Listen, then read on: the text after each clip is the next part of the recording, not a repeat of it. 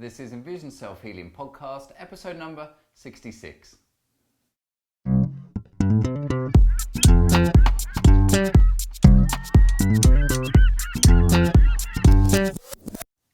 Hi, I'm Will Fuller. And I'm Richard Miller. And we're the co-creators of EnvisionSelfHealing.com and are dedicated in helping you improve your eyesight and quality of life by taking healing into your own hands. Now, if you haven't had a chance already, then don't forget to head over to the Envision Self-Healing website where you can get your hands on a free ebook that gives you 10 top tips on how you can start improving your eyesight in our modern day world. The topic of the week this week is eye strengthening exercises. And the question of the week comes from a client who is farsighted and asks, why am I doing the distance looking exercise? So Richard, how's the world of self-healing been treating you this week? Well, I got into yet another modern world phenomenon, which is lead content. Okay, and I thought that went in the 60s and 70s. Yeah, I thought lead was out of fashion. Yeah. Well, it came from a worry about a friend of mine's daughter and lead pipes in an old building, because we all live in old buildings around here. Mm-hmm. And so we started researching lead, and lo and behold, found not only are the pipes an issue, but dishes are an issue. And I started researching this. One of those Pandora boxes that you open up, Pandora's box. It wasn't made of lead, was it? Yeah, Pandora's box might have been made of lead, actually, yeah. So, gosh, if you go online, it's a little scary that the amount of lead that is put into the glaze in dishes and how it leaches out if it's properly contained within the glaze, or if you chip the plates, blah, blah, blah, blah. It just goes on and on and on. So I've started this search this week for plates that have no lead in them, which is kind of amazing to think that the things we eat off of, they put things that are dangerous to our brains on the plates. And what's so annoying about it is if anyone ever says anything, you kind of just sound, no offense, like an obsessive nut, crazy person, and it's just get over it. But it's so new. It's so when I don't even know when all this happened. Like, when did we have to start worrying about lead-lined plates? Yeah, exactly. Well, and this little girl does have an elevated lead level, so we don't know exactly where that came from. But you can't.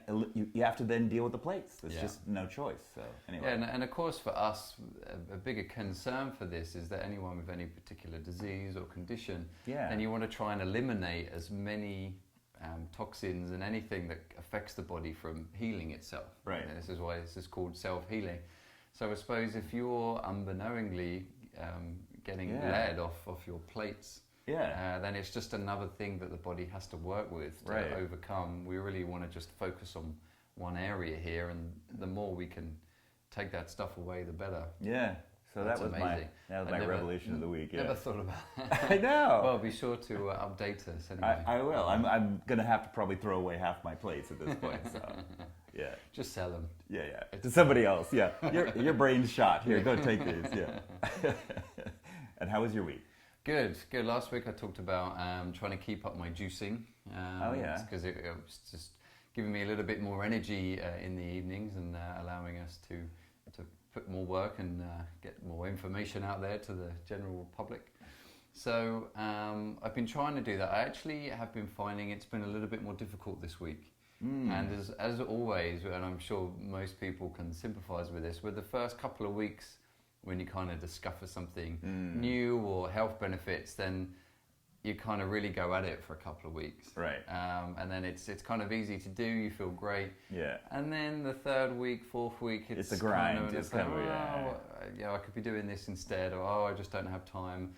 And then you kind of get used to not doing it, and then you fall into the habit. So I would probably say that started happening this week. Okay, yeah. Where probably 2 out of 5 days where it was like, it's a little bit late, and I've got to wash the vegetables, and I've got to do the juice, and then I've actually got to drink it, and and it's just like, and I was thinking to myself, when did this become an effort? Like just washing some vegetables and put it in a juicer. Yeah, last week it wasn't an effort, and this week the same thing is an effort. Yeah.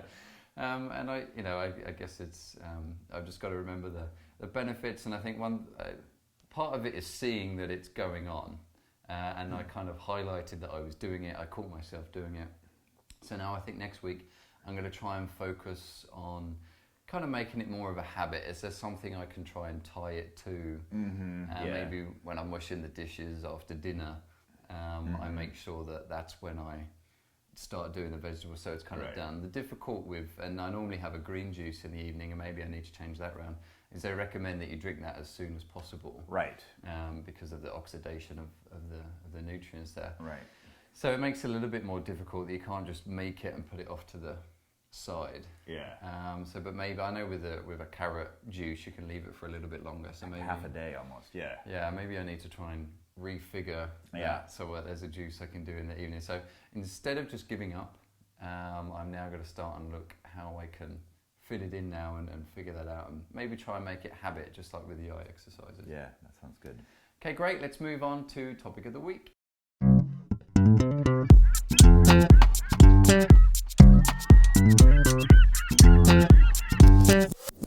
The topic of the week this week is eye strengthening exercises. And this is sort of like half of the eye exercise equation for us. Well, it's hard to actually give a fraction to it, but there's really a whole bunch of relaxation exercises, and then we have strengthening exercises. And in particular, this week we're talking about strengthening the muscle systems in the eyeballs. Yeah, I mean, you could argue that all of our exercises strengthen the eye, kind of as a general term. But what we wanted to do and talk about today is strengthening in the sense of a muscular strength. Right. Maybe we're trying to feel a bit butch this week. Yeah. And talk about some serious muscle strengthening exercises. Sounds good. So all we need to do then is look at which muscles are in the eye and then figure out how to exercise them, which really isn't that much of a challenge. And because it is muscle tissue, then by nature it contracts and relaxes. So it's easier for us to work with them, and we know that we can then strengthen it and also make it flexible as well, which also helps with the strength in the long term. So the first thing then are the extraocular muscles. And the extraocular muscles, actually, they're on the chart back of us, but those of you listening will not see it. So describe it. Describe it. There are 4 muscles, one at each, top, bottom, and 2 sides, and then 2 oblique muscles that rotate the eye. So those 6 muscles control all the movements of your eyes. Yeah. And they're the most gross, the largest gross muscles that control the eye, as opposed to muscles inside the eye. And they get both weak, overworked, and tense, right? And anyone, all you need to do is an eye rotation now, where you just look up towards the ceiling, rotate round clockwise in a circle, and I would imagine about 95% of the people watching or listening to this will be experiencing some particular feeling of tightness or strain somewhere in the eye when doing that. And that's because one of those muscles are either tight or maybe one of them's weak. So when you're looking up, maybe that muscle looking up feels too weak in order to do it. Or maybe it's that the one on the bottom is strained, so it means that as you look up, it's kind of stretching it out a little bit, something you're not used to doing. And you probably, in the reality, it's both is going on.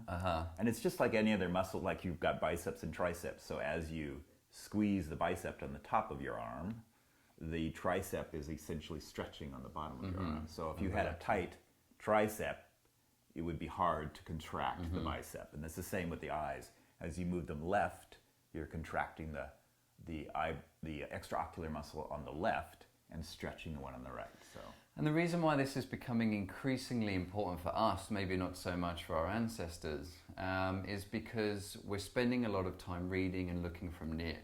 So if you think about it, we're overusing those nasal muscles, the extraocular muscles that are closest to the nose, because when you look near, you have to look inwards, and that's those muscles.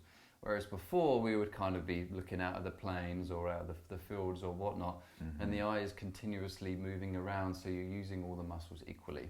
Yeah, and I sometimes, as an integration exercise, when I'm walking down the street, I'll deliberately just sort of move my eyes around, and like you're describing, in a more natural environment. And if you think about it too, the normal posture for a lot of people walking down the street is to look down at the sidewalk, and that's it.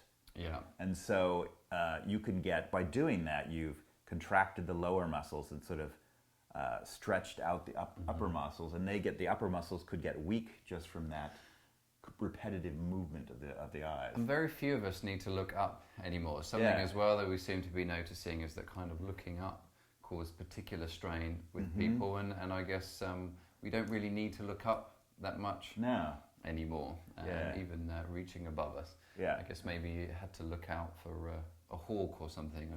or fruit on the tree. Something like that. Or hunting or anything. Or a leopard about to jump off you. Stroke the leopard. But we just don't really do that anymore. So we're getting a stiffness and a tightness. Now this certainly becomes interesting for a lot of people, and I guess when you look at basic eye exercises, maybe Ayurvedic eye exercises going back 4,000 or 5,000 years, any kind of method that you look at for vision improvement tend to include stretching and strengthening the extraocular. Right. There's a Tibetan eye chart too, where you put your nose right on this chart, and then they have characters that you move your eye to in each corner. So it seems to be common. Yeah, so I guess leading in now to what sort of things you can do in order to strengthen it is it's not quite like where you would be using weights. We don't want anyone to tie some weights to a fish attach it to their eye. It attaches the eye. I don't know how you would do that. We're definitely not recommending my contact lens with a little chain coming off of it. You never know. We're definitely not suggesting that. No, not that. So, but I guess you could think of it as kind of like training. Say something like a marathon, you wouldn't start hitting heavy weights, you would kind of do more repetitions than you would anything. So by doing kind of like the Tibetan eye chart that Richard was talking about there, or you could do eye rotations. If you go to the eye rotations exercise, which can be found in the eye exercise tab at our website, you could also get a 10-minute guided version, which is on the Eye Exercise Express, where we kind of just guide you through looking up, looking down, extreme left, extreme right, the corners, and then doing full eye rotation. So you see how that you're getting strength there by using the eye, and you're doing it in a repetitive way. And some people might say, well, stretching isn't strength. Why are you saying that? And it's because if a muscle is tight, it's already contracted. And muscles are very simple in nature, that they relax and contract, relax and contract. Now, if it's already contracted, then you can't contract anymore. It's tight, so it's not as strong. So it's important that you are able to fully relax a muscle, so you can then fully contract a muscle. So it's very simple, and it means that you don't need to use weights tied to fish hooks. And we couldn't figure that out anyway. So. On contact lenses. So doing the eye rotations exercise, things like what Richard was saying, integrating where you quickly glance away, maybe at different angles if it's safe to do so, then it means that you're using those muscles in the full range instead of just what we were talking about before, just looking from near, which is only really using those nasal extraocular muscles. So very important one to do. And of course, this is just good for general eye health because we need to move our eyes around in order to do it. And really, if you don't think that this is important, then do a few eye rotations now. And even if a couple's okay, do 10, which really is nothing considering how much we should be moving our eyes. And you'll notice either it feels a little bit fatigued, or indeed you might feel some tight spots there. Yeah, it really feels like you've done a gym workout with your eyes. You can feel blood, like, is blood flowing through there? And and that's another thing as well, is strengthening these are also bringing a lot more blood to the eye. That's certainly something very important in vision improvement that we want to start doing. So now the second one is ciliary muscles. Now in particular, one reason why we've chosen this week is we've had a string of clients this week who we've been helping kind of wean themselves off their glasses. And it's funny how we kind of have trends, like 3 buses all coming at once. It also tends to happen with our clients. And this week, what's come up a lot is coming off your glasses. And one thing that most people have been mentioning is they have a sense of weakness in their eyes when they start going without their glasses. Yeah, and really the glasses are essentially, they're not focusing completely for them. Actually, if you're nearsighted, you put glasses on, you're doing less accommodation. But anyway, so you're not using those muscles as much. And, well, the other reality is it doesn't even have to do with the glasses, it's to do with our lifestyle. where we're looking at one distance all the time. And so the muscles are being contracted, but just in one distance, essentially. They're in one sort of set place. And that's where those muscles tend to sort of stiffen into that position. So they're actually being used very little within a very limited range, but also contracted and stiff.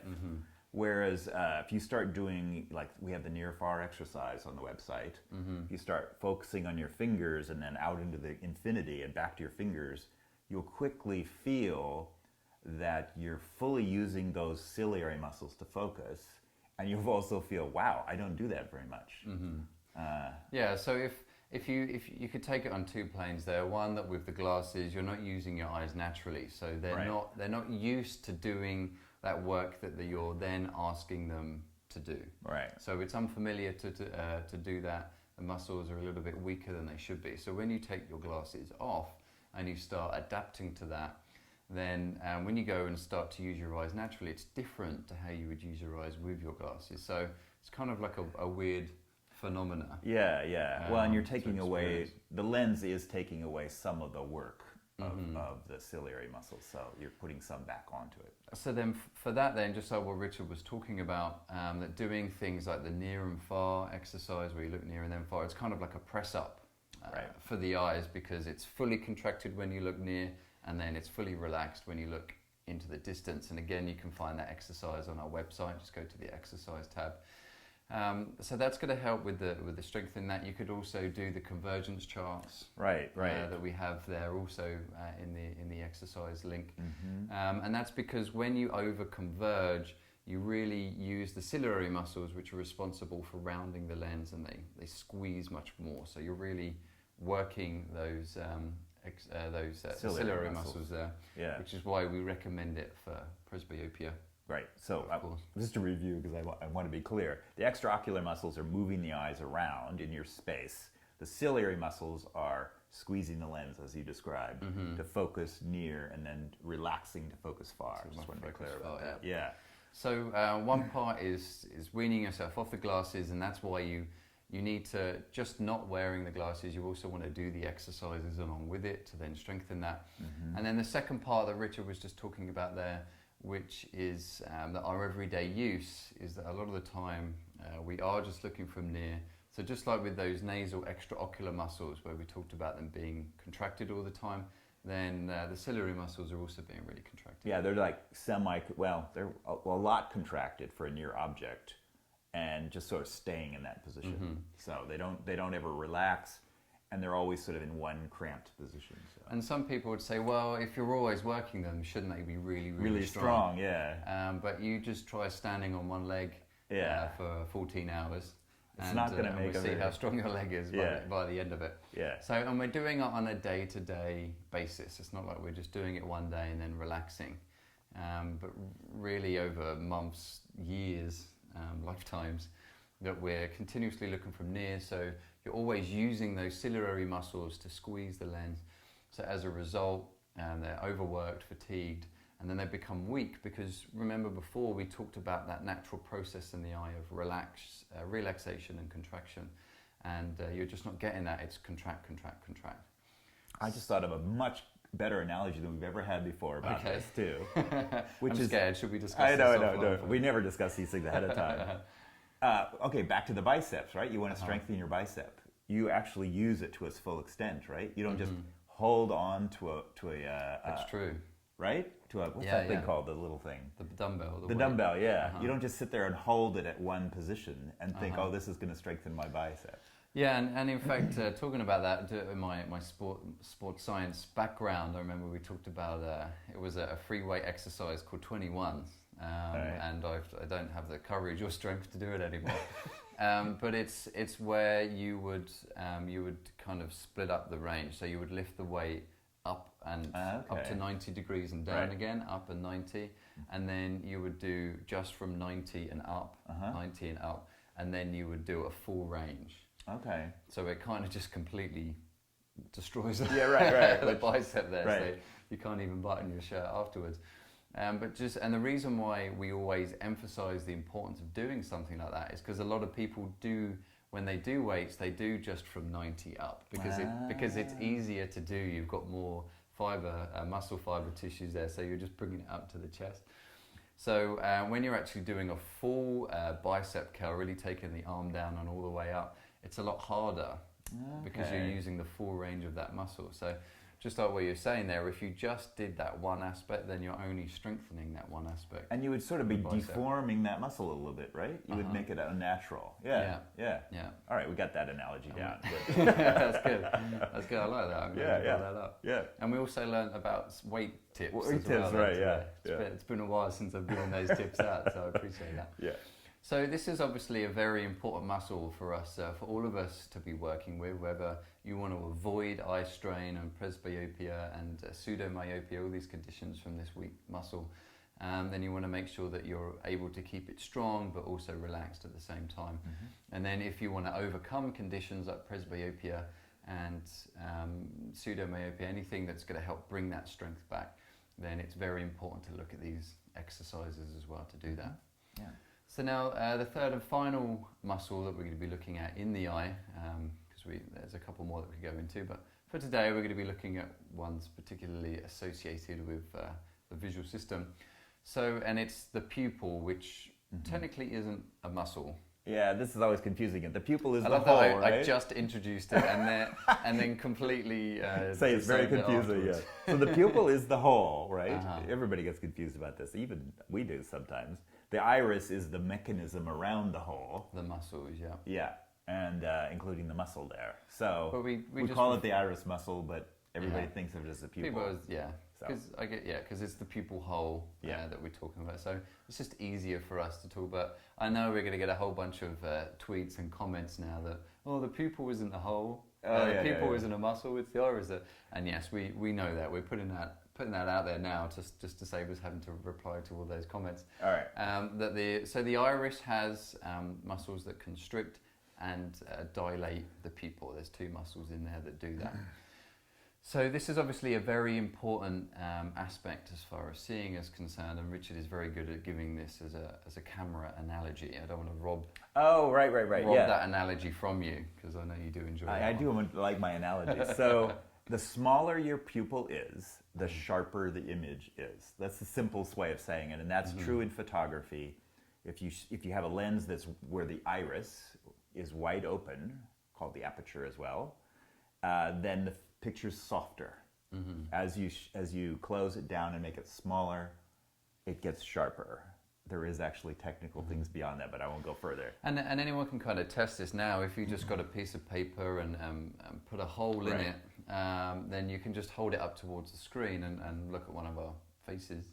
Might be nicer to not look at our faces, we don't know. But when you look there, the image is going to look sharper, right?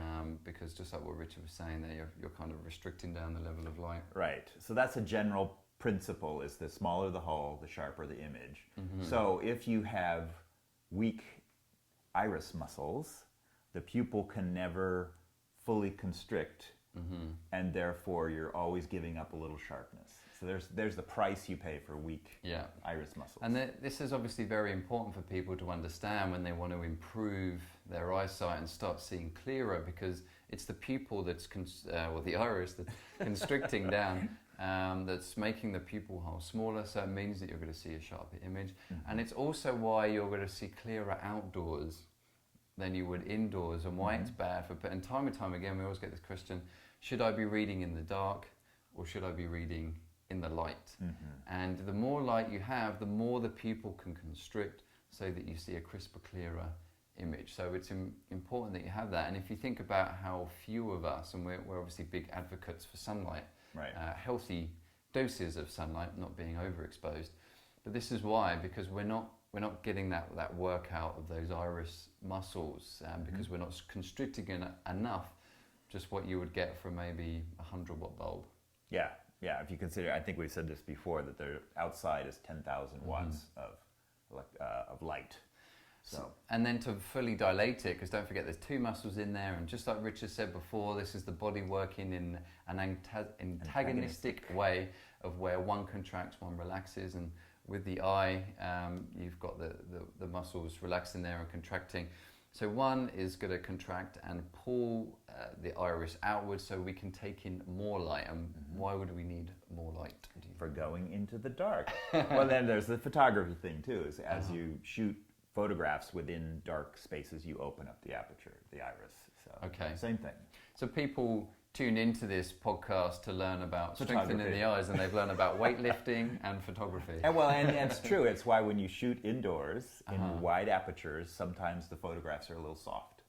Same principle. Now you're getting into that wide aperture, softer image, and it's why at night your vision isn't as clear. Partially grainier. Yeah. That's, so, and again, just like how we don't really expose ourselves to sunlight, again, we're kind of not really exposing ourselves to the dark environments as well. So we're not getting that full dilation there on that. So then for the pupil, what we're looking for then is a sunning exercise to help strengthen the pupil.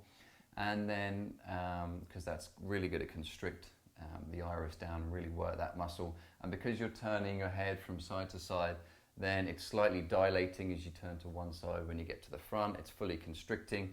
And then when you turn to the other side, it's dilating again. And then you've got things like the peripheral vision exercise, because in order to have better peripheral vision, you really want to dilate the pupil so that you can take more information in, more of the light rays there. Also, palming exercise, because you're restricting the light, so that means the pupil is going to dilate. And an exercise we don't have on the website, which you can do as a simple lifestyle, is spend some time in the dark. Like you could be in your house and just leave the lights off. And not read. And not really, yeah. Don't have a little light, yeah. If you just spend some time in the dark, that helps as well. And it's interesting, when we do all these exercises and stuff, and when we work with clients individually, it's a little bit easier to go into the psychology of it all. And it's amazing how so many people can't just do that. Yeah. Can't just sit in the dark for 5 or 10 minutes. It's kind of, well, what's the point? I'm not doing anything. I'm not gaining any information. And we kind of have that also with palming and distance looking. So, well, I'm not doing anything. Well, you could listen to the podcast while you sit in the dark. You could, yeah. but now we do the video version. You're right. We've ruined that. Just listen to it. Yeah. We look better when you just listen to the podcast anyway. So round up there then, the three muscles that we were looking at there for you to strengthen the muscles in the eye. The first one, then we've got the extraocular muscles which surround the eye. We want to make sure they're stretched and strengthened as well. And then the second one we were looking at, which is the ciliary muscles, which is very important for pretty much everyone. I can't imagine anyone avoiding needing to have good strength there, because you either want to prevent age-related farsightedness or prevent pseudomyopia from occurring, or you actually want to get rid of it. And then the final one there is the pupil or the iris, strengthening the iris muscle there so that things can seem crisper and clearer, and also so you can see better in the darkness as well. Right. Okay, great. Well, I think that's a good time to move on to topic of the week.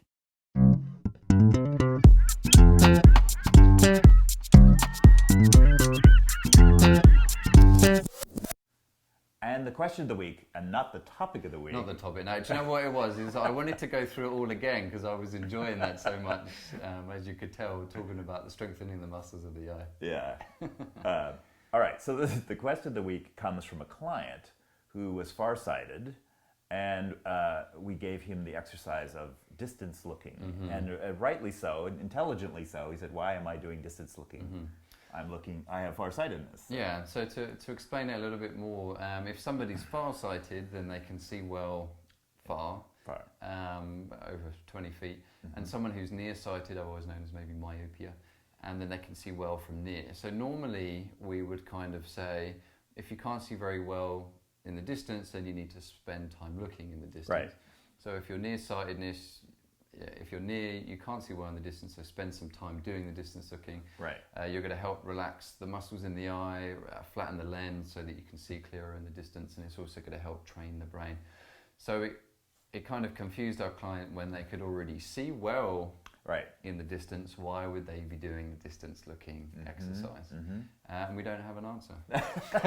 Actually, they're coming to me as we go here now. Well, you rightly pointed out the answer at the time, which was it's still relaxing to the muscles of the eye to look into the distance. And this is why we've tried really hard to give you as much information as possible on the website about the eye exercises, and then with the podcast and the blogs, how you could then use them, and also with the Express, really give you a chance to follow through on a more guided professional level there on actually doing the exercises. But they're still general exercises, and one thing that kind of makes this work a little bit more individual is that it does depend on the person themselves. Yeah. So it's difficult for us to say, you definitely do X, Y, Z, done. Because everyone is an individual person, they have their own different lifestyles, they have other conditions that might also be contributing to it. So there's other aspects, and what we really try to do with the website is to help as many people as possible, try and make it universal. We've just kind of given you rough guidelines, but this is why it's also important that we're able to work with people individually. This is why we gave the free coaching call access when people buy the Express for 3 months, because it gives you a chance to come up with questions and whatnot. And of course, why we do private consultations, so we can talk with people individually. And the reason was, with this particular individual, is they were experiencing a very high level of eye strain. Strain and stress, yeah. So what we try to explain is that adding more strain to strain doesn't really help. Right, and this person was spending a lot of time reading, like a lot of us do, but not all of us. A lot of time reading. And so even though he can see fairly well in the distance, we're compensating for that. I was thinking about myself, where I have excellent peripheral vision because my central vision is compromised. And I still want to do the peripheral vision exercise to balance out the modern day lifestyle of focusing on the center all the time. So for him, even though he sees well in the distance, how much time does he really spend doing it, given our modern lifestyle? So. And just like what we were talking about before, about not just strengthening those muscles, but how you also need to stretch and relax them and make them a little bit more flexible. And of course, this individual was very surprised after doing a lot of relaxation visual work that their vision was a lot better. Looking from near after doing it, it sounds counterintuitive, and it's something that when we work with people individually, it's not like a general rule. It's something that we kind of have to experience and come up with. But it's something important that we wanted to share with you, because there are no right or wrongs as far as this work is concerned. And the subtlety of our work is that this person had gone to optometrists, behavioral optometrists, who gave exercises. But again, I've said this before, they tend to focus only on strengthening what's weak, and they ignore relaxation. And that's where our approach brings in relaxation. And you could see with this person that just by relaxing, his vision improved without doing any strengthening. And that's something that the optometrist would never think about doing. And that in fact it later transpired that he had tried the eye exercises previously through that other method, and of course it just created more strain. It was uncomfortable and couldn't follow through the exercises. And my kind of golden rule here is that the exercises work, you just have to figure out a way of doing them on a regular basis. So if it's something that's uncomfortable and is strained, then quite rightly so, why would you do the exercise? So I guess the answer then is that we needed to do the distance exercise because we needed to relax the visual system before we could then go and start strengthening. So I guess it ties in very well with, if anybody's watching this podcast to strengthen their eyes, any of these particular muscles that we were talking about, you need to be conscious about whether there's strain there already. And is it a case that you need to relax a little bit first? Again, like we talked about standing on one leg for 16 hours, if you did that and then you went to the gym and pumped some weights for an hour, and then you went and stood on one leg again for 14 hours, then it's really not a positive way of exercising. You need to relax the muscles first. Okay, great. Well, we hope you enjoyed this week's podcast. If you want to find a lot more information on eye exercises, and indeed follow up on any of the exercises that we talked about today in this podcast, then head over to the Envision Self-Healing website. If you want to find a particular condition that you have, then just click on the Conditions tab. If you want to find any of the exercises that we talked about today, then you can click on the Exercise tab, and you can find in our wiki library there of exercises. You can actually find the specific exercises that we talked about today. If you're watching this on YouTube, then certainly subscribe to our channel. There's a lot more videos like this on our channel as well, so be sure to click on the channel button and check that out. If you're listening to this on something like iTunes, then you could also subscribe there. And indeed, follow us on our Twitter or on our Facebook fan page, and be sure to like that there. And indeed, if you're watching this on our website, then it'd be great to share the knowledge and click the share button that's just at the bottom of the page there. And we really want to try and get this information out to as much people as possible. Okay, great. Good luck with your eye exercises this week. Don't forget there's 10 tops there, 10 top tips on the free ebook that you could also download, so sign up for that. That's going to talk a lot more about kind of the basics behind our approach and the eye exercises. So good luck with your eye exercises this week, and happy healing. And have a good week.